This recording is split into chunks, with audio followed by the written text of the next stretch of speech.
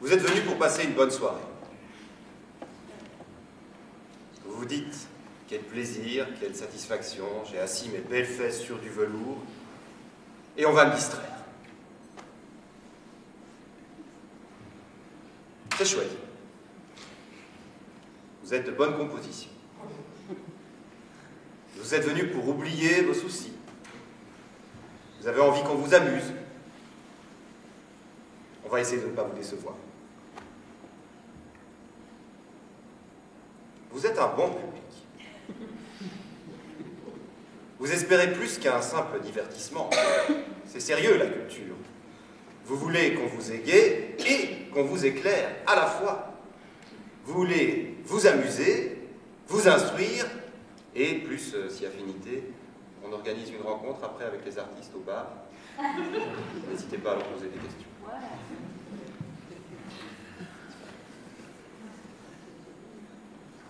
Vous êtes un bon public.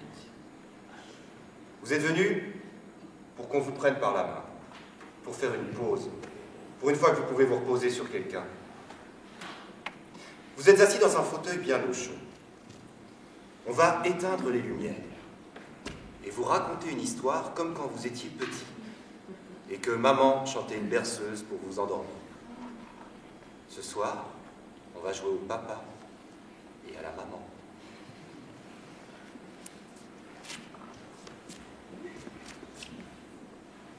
Vous êtes un bon public. Vous êtes venu et ça témoigne de votre ouverture d'esprit, de votre bon goût, de votre intérêt pour les choses culturelles, de votre statut social, de votre position dans le monde. Et pour ça, vous êtes même prêt à vous ennuyer un peu. 1 heure, 1 heure et demie, c'est pas si long. Et par respect pour les comédiens, vous avez éteint vos GSM, vous ne mangez pas de chips, et vous ne sortirez pas pendant la représentation parce que le gradin fait un peu de bruit.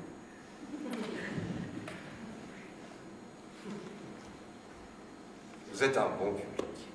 Vous êtes riche, bien habillé. Vous avez pris un peu de temps, mais pas trop, pour choisir une tenue branchée, mais pas trop. Qu'on vous remarque. Mais pas trop, hein. Être repéré, hein. Ah, il y a une dame qui sortit un petit peu là-haut et qui se dit sûrement quelque chose comme « C'est chiant les monologues, c'est un peu long, j'espère que ça va changer. » Je suis d'accord avec vous, les fauteuils sont plus confortables à l'UGC. Vous auriez dû vous mettre au bout de la rangée pour pouvoir étirer vos jambes. Vous êtes un bon public. Vous n'êtes pas si riche que ça. Vous êtes chômeur ou bien étudiant. Vous avez économisé pour vous acheter une place à prix réduit. Vous étudiez en espérant ne pas devenir chômeur. Vous êtes chômeur et vous espérez que ça ne se voit pas. Vous avez honte d'être chômeur et vous avez tort, c'est pas vraiment de votre faute. Vous êtes pensionné et vous aviez des petites économies qui vous rapportaient du 2,5%. Vous avez boursicoté et vous avez perdu. Vous êtes fait tondre comme des moutons par ces salauds de capitalistes. On voit que vous êtes mal habillés. Vos vêtements sont mal coupés, mal cousus. Vous devez être des travailleurs à temps partiel, avec des contrats à durée déterminée, enfin, comme les nôtres. Au pire, des chômeurs de longue durée. Des gens qui sont obligés de regarder à tout, de compter chaque scène, de se retourner les poches à la fin du mois pour y chercher la monnaie. Vous faites vos courses chez Lidl ou chez Aldi. Vous entrez chez Zeman ou chez H&M et vous vous sentez gêné. Vous sentez la gêne. Vous êtes dans la gêne. Vous avez les mêmes sous-vêtements depuis 3 ans et les élastiques sont tous tombés. Une place de théâtre ou une culotte? C'est courageux d'avoir choisi le théâtre.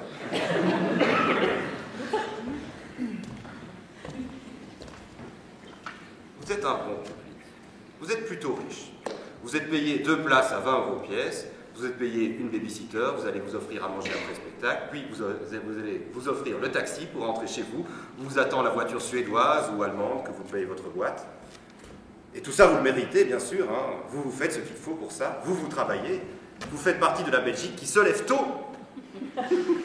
Rappelons d'ailleurs que c'est grâce à vous, à vos impôts, que nous sommes ici, que les artistes peuvent s'exprimer et que les chômeurs peuvent de temps en temps encore, quand même un peu, se divertir.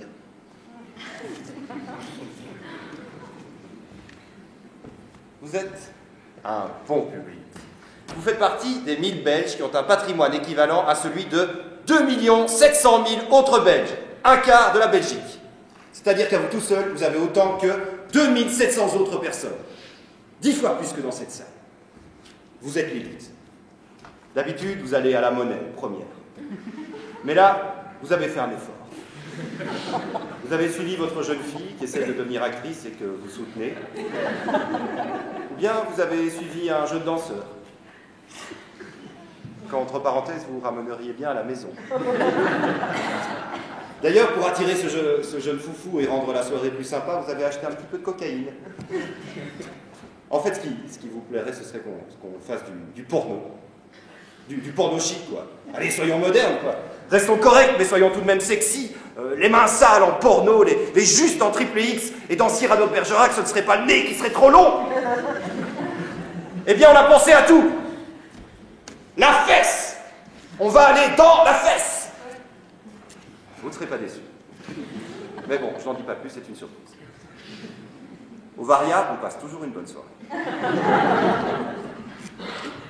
Vous êtes un bon public parce que vous avez le sens de l'humour. Vous savez rire, vous savez rigoler un coup. Vous êtes rigolo, vous savez avoir du recul, vous ne prenez pas tout ce qu'on vous dit au premier degré. Vous êtes cultivé, vous en avez déjà tellement vu, alors plus rien ne vous choque. Alors on a essayé de faire un spectacle surprenant. Après tout, c'est vous la demande et nous l'offre. C'est un échange naturel, un échange culturel. Vous êtes un bon public. Vous faites partie de la classe moyenne. Vous n'avez pas de gros moyens, vous n'avez pas de petits moyens, vous avez des moyens. Vous n'avez pas vraiment confiance en l'avenir, mais vous gardez espoir, vous êtes patient, ça va passer tout ça. Vous n'avez pas vraiment tout compris, mais vous avez accepté en vous disant que vous n'aviez pas le choix. Vous avez quand même un peu la haine, vous avez quand même un peu le sentiment de vous être fait arnaquer. Pour parler crûment, vous avez l'impression d'avoir dû baisser votre pantalon et d'avoir dû vous-même fournir la vaseline pour qu'on vous encule. Vous êtes ici parce que vous cherchez des solutions, vous êtes ici pour y voir plus clair. Nous vous remercions de la confiance que vous nous accordez. Vous êtes un bon public. Vous êtes victime de tout ça, en fait. Mais qui sont les bourreaux? Y a-t-il des bourreaux parmi nous? Vous pouvez le dire, hein, c'est pas facile d'être un bourreau. Ça demande un certain courage, un certain engagement. On ne juge pas, on est là pour essayer de comprendre. C'est pas tout noir ou tout blanc. On vous maltraitera pas, on n'est pas des salauds, on est intelligents. On va pas faire de vagues, on est là pour la réconciliation. Hein? On va bien s'amuser tous ensemble. Parce que c'est aussi que ça sert... Parce que c'est aussi... Que ça...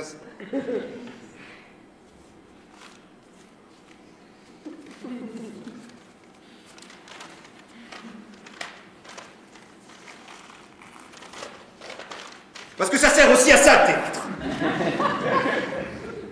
À tout mettre à plat, à réconcilier, à vider son sac tous ensemble, à se défouler tous ensemble. On pourrait arrêter des guerres grâce au théâtre. Alors, n'hésitez pas à rire ensemble, n'hésitez pas à pleurer ensemble. Parce que c'est pour ça qu'on fait du théâtre. Pour vous donner de l'émotion. Ça nous ferait tellement plaisir de vous faire plaisir.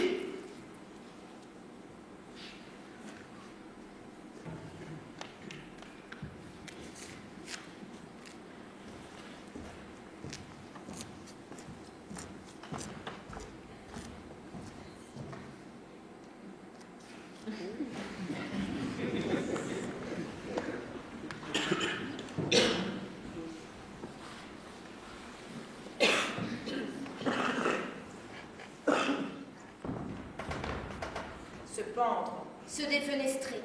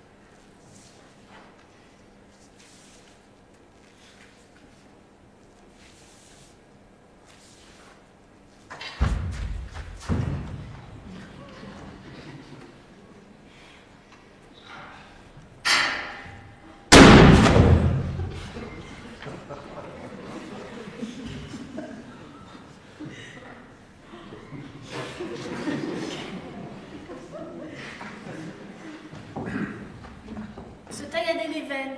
Se jeter sous le métro, avaler le tube de somnifère. Se tirer une balle.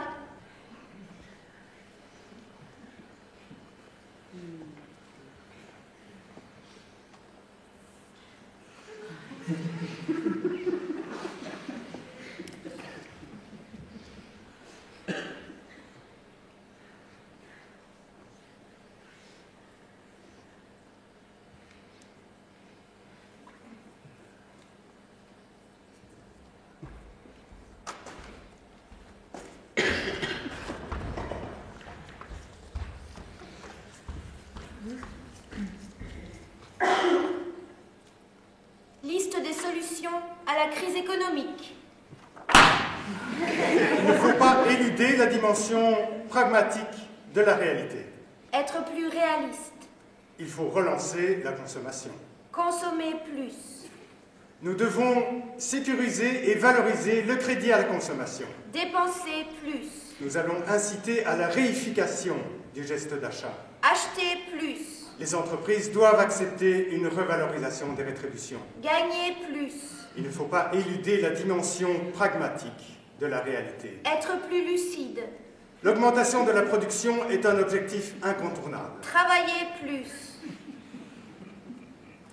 Nous allons continuer à mettre en place des stratégies pour favoriser les initiatives individuelles. Être plus égoïste. Il faut que chacun se prenne en charge et assume sa responsabilité dans le contrat social. Être plus individualiste. Il n'y aura pas de sortie du chômage sans passage par la formation. Être plus malin. Nous devons développer des réflexes citoyens. Être plus concerné. De la compassion, mais pas d'apitoiement. Être plus indifférent. Plus d'empathie. Être plus distant. Réinstaurer la confiance. Être moins crédule. Il faut refonder le respect envers l'État. S'impliquer moins. L'augmentation des dépenses publiques doit être contrôlée, ou nous franchirons un point de non-retour. Dépenser moins. Dans les mois, voire les années à venir, le chômage restera notre première préoccupation. Travailler moins. Il faudra accepter une diminution temporaire du pouvoir d'achat. Gagner moins. Développer des solidarités interpersonnelles. Se cracher en voiture, se jeter dans le canal, se jeter du pont de l'autoroute, se laisser mourir de faim. Être moins narcissique. Limiter l'accès aux rémunérations complémentaires. Être moins intéressé. Contrôler les dépenses. Acheter moins. S'emballer avec le tison de la cheminée. Manger du verre pilé. Louer un hélicoptère et couper le moteur en vol. Réduire l'entropie de notre logistique de production. Jeter moins. Investir dans le développement durable. Consommer moins. Juguler l'entropie. Gaspiller moins. Repenser la réponse industrielle aux besoins alimentaires de la société d'aujourd'hui. Manger moins. Revoir nos critères de rentabilité. S'inoculer le choléra, s'inoculer la peste, s'inoculer le sida. Être moins rapia. Redéfinir une prise de bénéfice réaliste. Ne pas vouloir le beurre, l'argent du beurre et le cul de la crémière. Adopter la taxe Tobin. Être moins bourgeois. L'avenir est devant nous, un avenir meilleur. Se cacher dans le coffre d'une voiture qui part pour la casse. S'enterrer vivant. Se jeter dans une colonne de béton frais. Se jeter sur la grande scie circulaire du bricot. Pratiquer la pensée positive. La démocratie et l'économie de marché sont le seul avenir possible. Aller sur la Lune et retirer sa combinaison. Se faire inséminer 150 ovules fécondés. Y croire fort. L'avenir est devant nous. Prendre la vie du bon côté. La crise n'est pas une fatalité. S'en foutre. Mettre les choses en perspective. Laisser faire. Réduire le stress sur les lieux du travail. Laisser aller. Penser à autre chose. Avec la disparition de Michael Jackson, c'est tout un pan de la musique populaire qui nous a quittés. Se distraire. Moonwalk, Petite, Jouer avec ses enfants.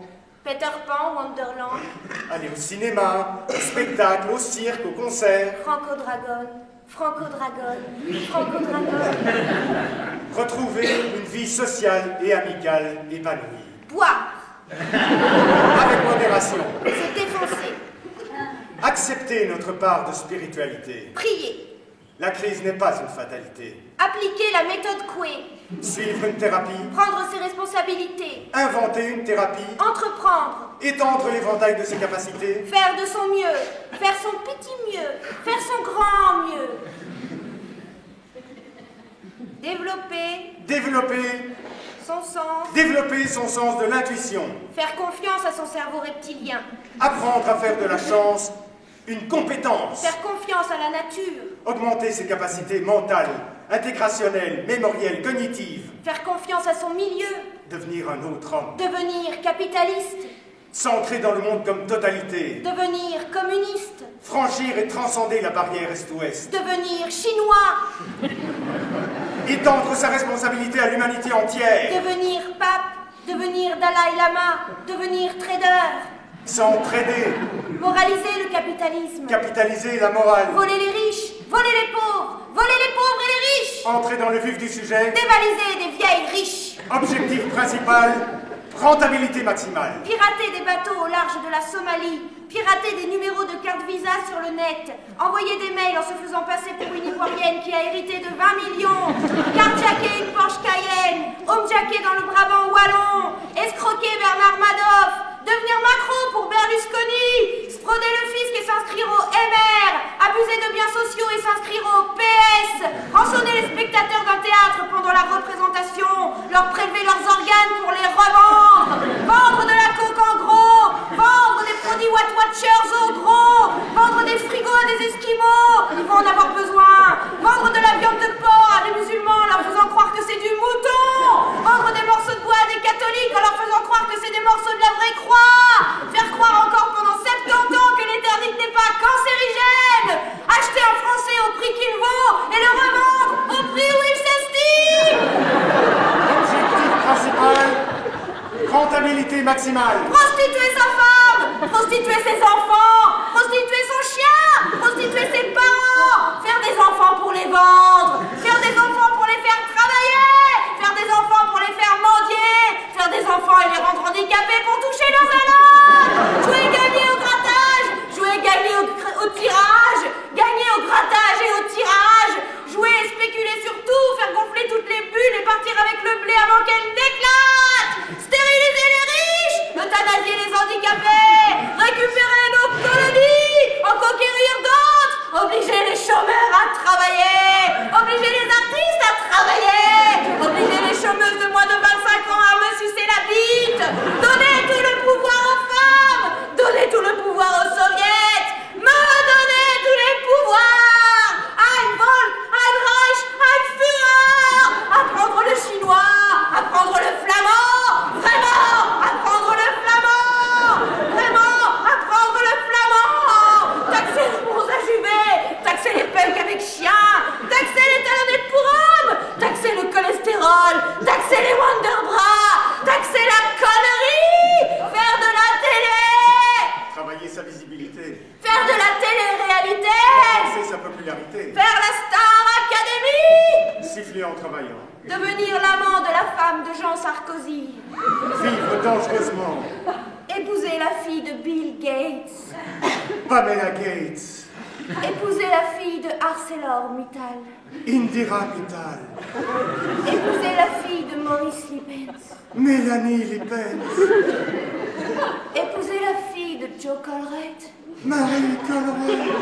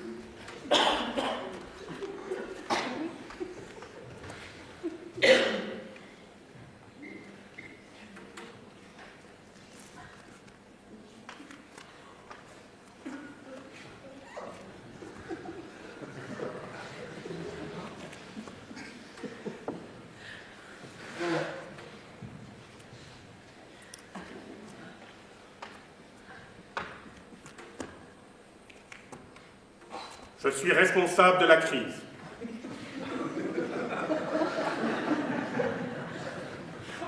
Je suis responsable de la crise parce que je suis gros, obèse, monstrueux. Je suis responsable parce que je mange trop, que je mange plus que j'en ai besoin, au-delà de ce qui est nécessaire. Je mange comme 2, comme 4 ou 8, et donc je fais pression sur l'industrie agroalimentaire pour qu'elle produise de plus en plus de choses à manger, parce que je veux toujours manger plus. En imaginant que je mange seulement 2 fois plus que la normale, et il y a 10% d'obèses qui mangent comme moi, on pourrait faire 10% d'économie simplement si tous les obèses se nourrissaient normalement. Vous pensez qu'elle aurait eu lieu alors, la crise? Il y aurait encore du thon rouge si les obèses mangeaient normalement. Si j'arrêtais de me baffrer, on cesserait de vous embêter quand vous mangez des sushis.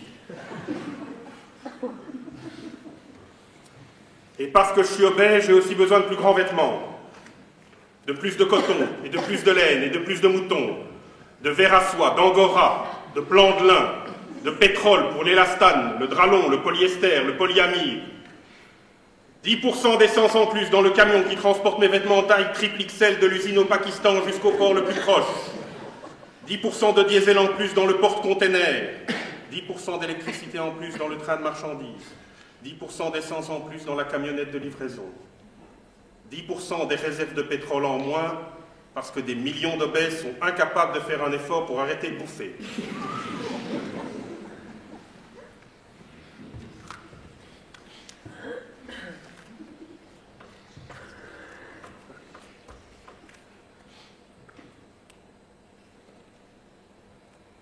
Les États-Unis dépensent chaque année 147 milliards de dollars pour garder les obèses en vie. 9,1% des dépenses de santé. 147 milliards de dollars d'économie si on nous laissait mourir du diabète de type 2, d'hypertension, de maladies cardiovasculaires ou de n'importe quelle conséquence de l'obésité morbide. Morbide, c'est son nom. Morbide, littéralement, qui amène la mort. C'est clair. Il n'y a pas de raison qu'un obèse morbide reste en vie. Je suis responsable du déficit de la sécurité sociale. Je suis responsable de la crise. On emmerde les fumeurs, mais le cancer ne coûte que 93 milliards de dollars par an. À peine un petit peu plus de la moitié de ce que coûte l'obésité. Les fumeurs ne peuvent plus fumer au restaurant, mais moi je peux continuer d'y aller mi-empiffré. Avant, c'était les riches qui étaient gros. Maintenant, les riches sont maigres, en bonne santé, ils font du sport et ils vivent longtemps. Parce que ce sont les pauvres qui sont obèses. Les pauvres sont plus responsables de la crise que les autres parce qu'ils sont obèses et parce qu'ils sont pauvres.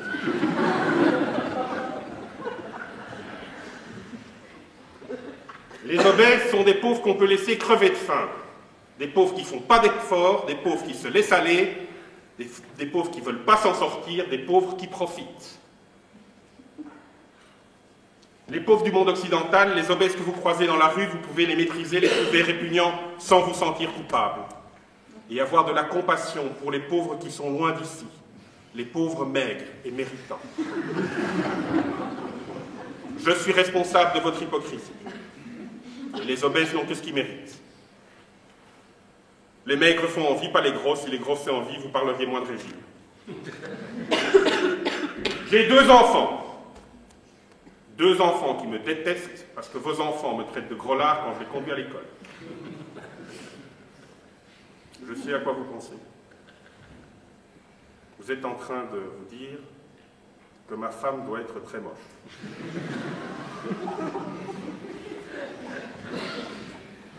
Ou vieille, ou bête, ou handicapée. Probablement obèse, elle aussi. Non, c'est pas ce que vous êtes en train de vous... Alors vous êtes en train de vous dire, quelle tristesse, comme ça doit être dur pour lui. Quelle souffrance pour penser que personne n'a la moindre compassion pour lui. Et vous vous dites aussi, mais tous les obèses ne sont pas aigris comme lui. J'ai un ami, une amie obèse, que j'invite parfois à la maison, qui est très sympathique, très drôle. Ils ont tellement d'humour sur eux-mêmes, les obèses. La preuve. Je vous demande de me pardonner. Je suis responsable du traité de Maastricht, responsable du traité de Rome, responsable de l'ouverture de l'Europe et de l'introduction de l'euro. Et je suis aussi responsable du massacre de Sabra et Shatila parce que pendant des années, je me suis goinfré avec des kiwis et des oranges d'Israël.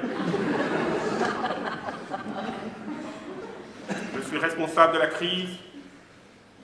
Les pauvres détestent les riches détestent les pauvres, et les obèses détestent tout le monde.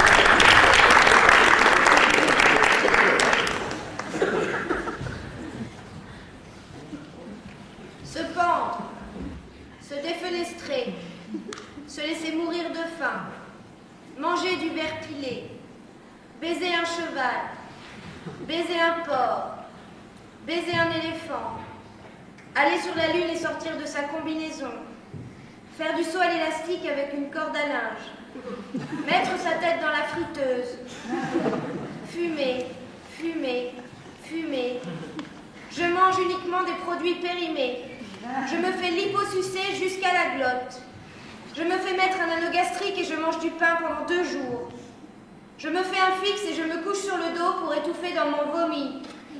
Je m'enferme dans une chambre froide, c'est indolore. Je fais du nudisme dans le Kalahari. Je fais une overdose de Viagra et je bande à mort. Je plonge dans une piscine en réfection. Je saute d'un canadair dans une forêt en feu.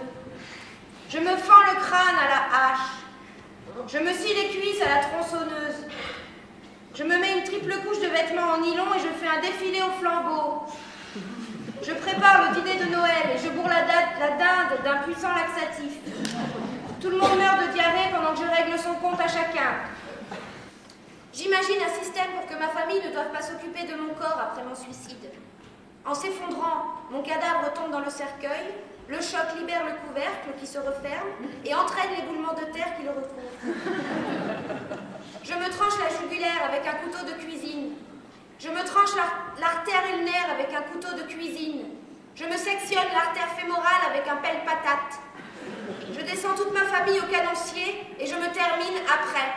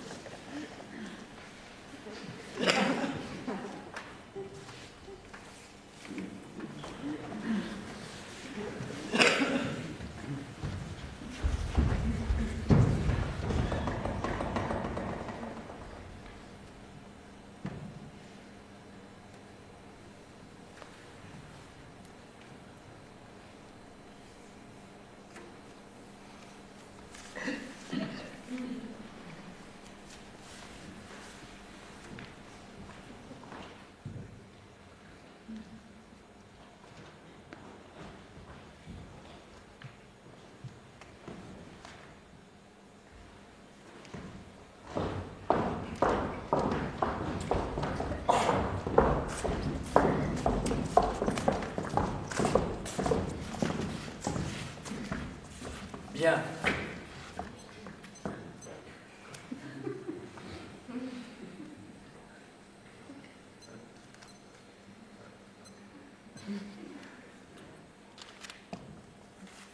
Il y a 50 ans, on riait environ 20 minutes par jour. Aujourd'hui, on ne rit plus que 6 minutes par jour. C'est dommage. C'est dommage parce que le rire est excellent pour la santé. Excellent pour le système circulatoire, excellent pour le système pulmonaire, excellent pour le système cardiaque, excellent pour le système vasculaire.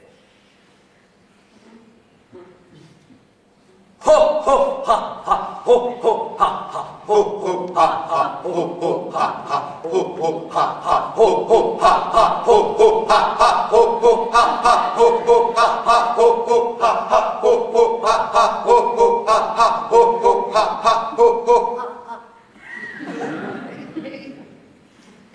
Nous allons fermer les yeux. Nous allons fermer les yeux. Et nous allons inspirer très lentement par le nez. En inspirant, nous allons lever les bras vers le ciel, comme ceci.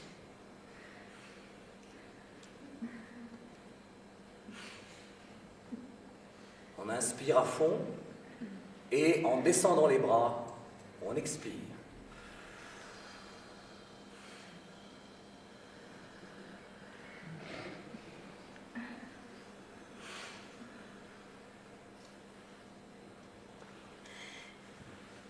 Pour ça, il faut décroiser les bras, évidemment.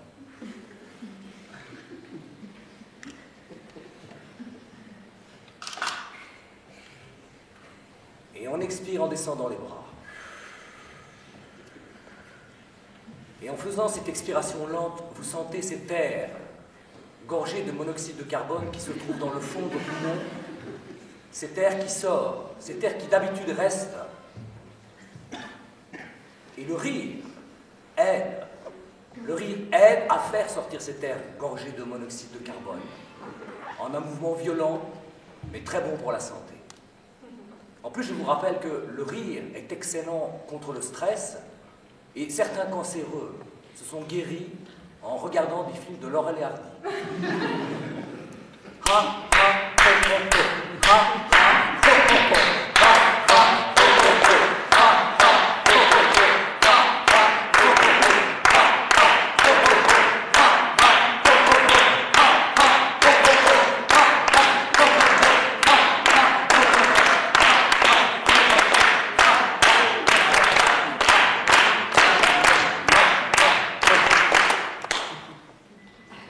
Je suis le meilleur acteur du monde.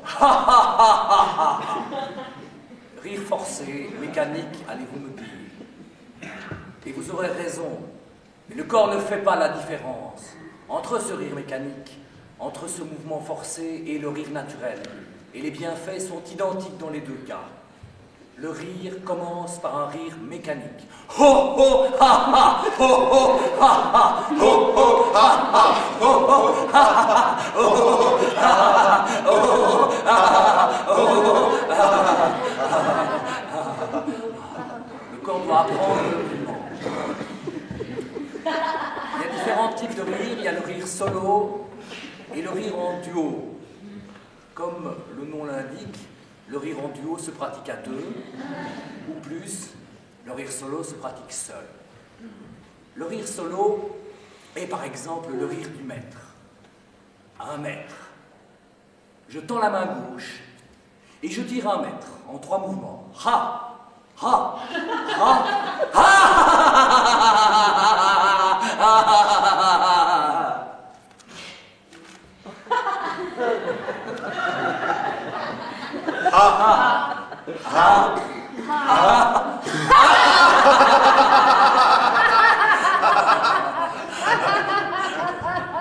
Bien, relâchez les épaules. Bien, relâchez les épaules.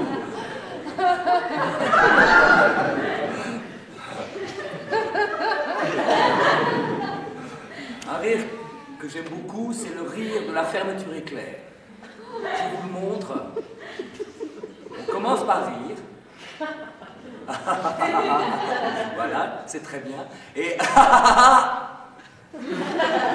et je la rouvre.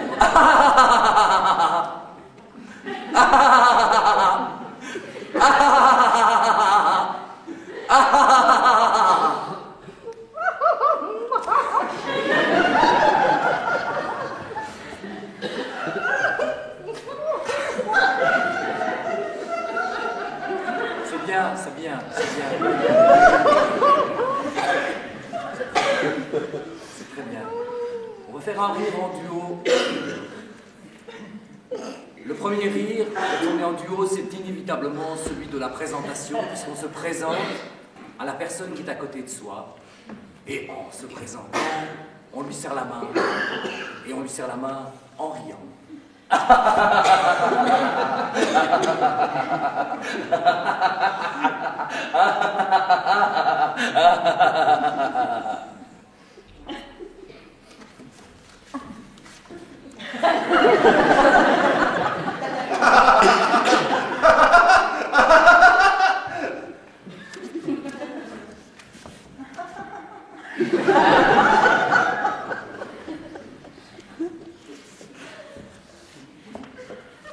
Après la présentation vient inévitablement, et c'est important dans le rire, l'appréciation, le compliment, l'envie de faire plaisir. Et l'envie de faire plaisir, elle se montre comme ceci, l'appréciation.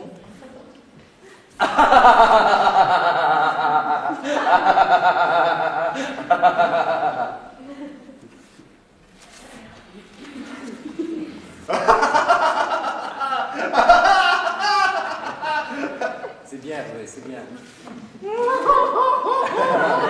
C'est parfait. C'est bien, c'est bien, c'est bien. Et un rire que j'aime beaucoup, personnellement, on a chacun ses petits préférés, c'est le gimme five raté. Le gimme five, on connaît tous, le mouvement du joueur de basket. Et naturellement, quand on le rate, il engendre le rire, parfois la gêne, mais surtout le rire. Donc le gimme five raté, c'est « Hey, gimme five ».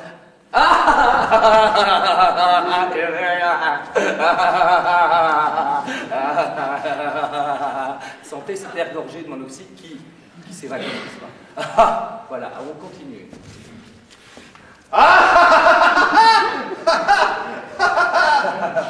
Oui, vous pouvez amener une petite variante au jeu, c'est bien aussi. Voilà. On ferme les yeux, on ferme les yeux, on ferme les yeux, on ferme les yeux. On ferme les yeux, on inspire très lentement par le nez, en levant les bras vers le ciel.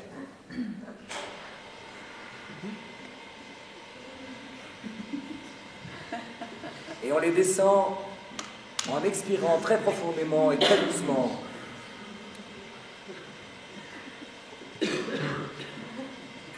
On inspire une deuxième fois par le nez.